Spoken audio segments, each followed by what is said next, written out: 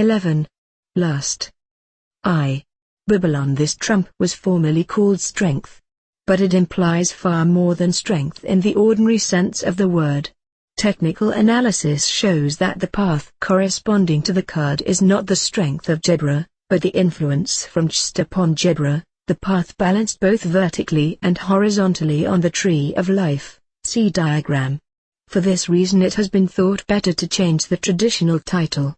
Lust implies not only strength, but the joy of strength exercised. It is vigor, and the rapture of vigor. Come forth, O children, under the stars, and take your fill of love. I am above you and in you. My ecstasy is in yours. My joy is to see your joy. Beauty and strength, leaping laughter and delicious languor, force and fire, are of us. I am the snake that giveth knowledge and delight and bright glory, and stir the hearts of men with drunkenness. To worship me take wine and strange drugs whereof I will tell my prophet, and be drunk thereof. They shall not harm ye at all. It is a lie, this folly against self. The exposure of innocence is a lie. Be strong, O man. Lust, enjoy all things of sense and rapture, fear not that any god shall deny thee for this. Behold, these be grave mysteries, for there are also of my friends who be hermits. Now think not to find them in the forest or on the mountain, but in beds of purple, caressed by magnificent beasts of women with large limbs, and fire and light in their eyes, and masses of flaming hair about them, there shall ye find them. Ye shall see them at rule, at the victorious armies, at all the joy, and there shall be in them a joy 1,000,000 times greater than this. Beware lest any force another, king against king. Love one another with burning hearts. On the low men trample in the fierce lust of your pride, in the day of your wrath. There is a light before thine eyes, O prophet, a light undesired, most desirable. I am uplifted in thine heart, and the kisses of the stars rain hard upon thy body. Thou art exhaust in the voluptuous fullness of the inspiration, the expiration is sweeter than death, more rapid and lighterful than a caress of hell's own worm. This trump is assigned to the sign of Leo in the zodiac. It is the cherub of fire, and is ruled by the Sunday. It is the most powerful of the 12 zodiacal cards, and represents the most critical of all the operations of magic and of alchemy. It represents the act of the original marriage as it occurs in nature, as opposed to the more artificial form portrayed in Ixviii. There is in this card no attempt to direct the course of the operation. The main subject of the card refers to the most ancient collection of legends or fables. It is necessary here to go a little into the magical doctrine of the succession of the eons, which is connected with the precession of the zodiac. Thus, the last eon, that of Osiris, is referred to Aries and Libra, as the previous eon, that of Isis, was especially connected with the signs of Pisces and Virgo, while the present, that of Horus, is linked with Aquarius and Leo. The central mystery in that past eon was that of incarnation. All the legends of god-men were founded upon some symbolic story of that kind.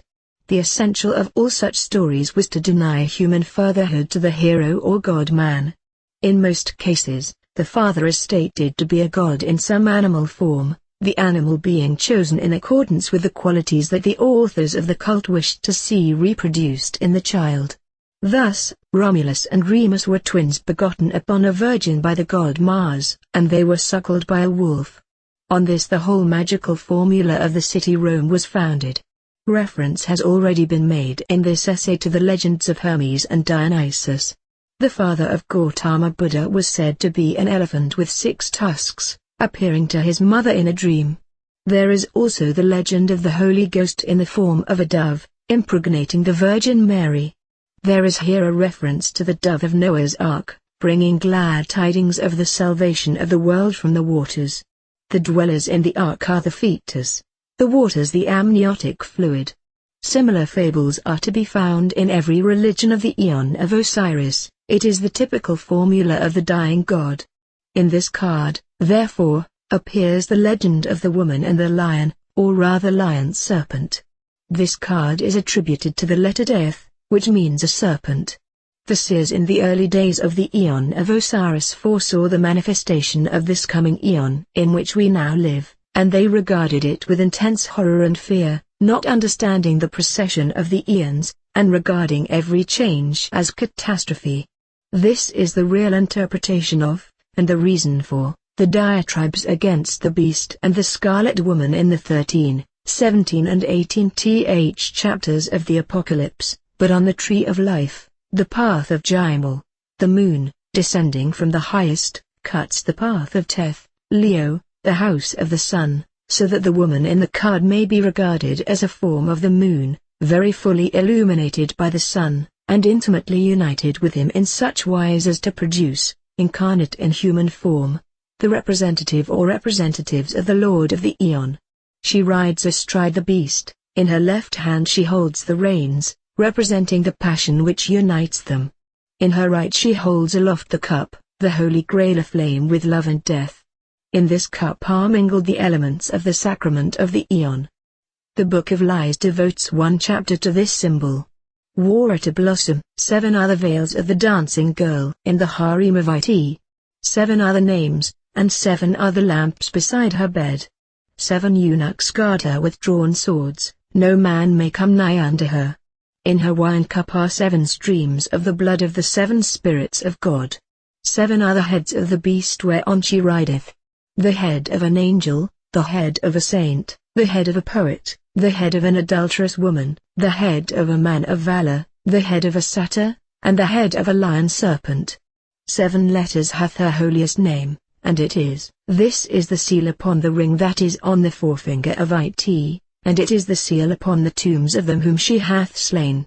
Here is wisdom. Let him that hath understanding count the number of Our Lady, for it is the number of a woman, and her number is 156. There is a further description in the vision and the voice. See Appendix. There is in this guarded divine drunkenness or ecstasy. The woman is shown as more than a little drunk, and more than a little mad, and the lion also is aflame with lust. This signifies that the type of energy described is of the primitive, creative order. It is completely independent of the criticism of reason. This card portrays the will of the Eon. In the background are the bloodless images of the saints, on whom this image travels, for their whole life has been absorbed into the Holy Grail. Now ye shall know that the chosen priest and apostle of infinite space is the prince priest the beast, and in his woman called the Scarlet Woman all power is given. They shall gather my children into their fold, they shall bring the glory of the stars into the hearts of men. For he is ever a sun, and she a moon. But to him is the winged secret flame, and to her the stooping starlight. This sacrament is the physical magical formula for attaining initiation, for the accomplishment of the great work. It is in alchemy the process of distillation, operated by internal ferment, and the influence of the sun and moon. Behind the figures of the beast and his bride are 10 luminous rayed circles. They are the Sephiroth latent and not yet in order, for every new eon demands a new system of classification of the universe. At the top of the card is shown an emblem of the new light, with 10 horns of the beast, which are serpents, sent forth in every direction to destroy and recreate the world. Further study of this card may be made by close examination of Liber 15, Magic, pp. 345 SQQ. Babylon. From the Vision and the Voice. In Atta 7, the charioteer bears the Grail, from the Great Mother. Here is the vision. The charioteer speaks in a low, solemn voice, awe-inspiring, like a very large and very distant bell. Let him look upon the cup whose blood is mingled therein, for the wine of the cup is the blood of the saints. Glory unto the Scarlet Woman, Babylon the mother of abominations, that rideth upon the beast, for she hath spilt their blood in every corner of the earth, and lo! She hath mingled it in the cup of her whoredom. With the breath of her kisses hath she fermented it, and it hath become the wine of the sacrament, the wine of the Sabbath, and in the holy assembly hath she poured it out for her worshippers, and they have become drunken thereon, so that face to face have they beheld my Father. Thus are they made worthy to become partakers of the mystery of this holy vessel, for the blood is the life. So sitteth she from age to age, and the righteous are never weary of her kisses, and by her murders and fornications she seduceth the world. Therein is manifested the glory of my Father, who is truth. This wine is such that its virtue radiateth through the cup, and I reel under the intoxication of it. And every thought is destroyed by it. It abideth alone, and its name is compassion.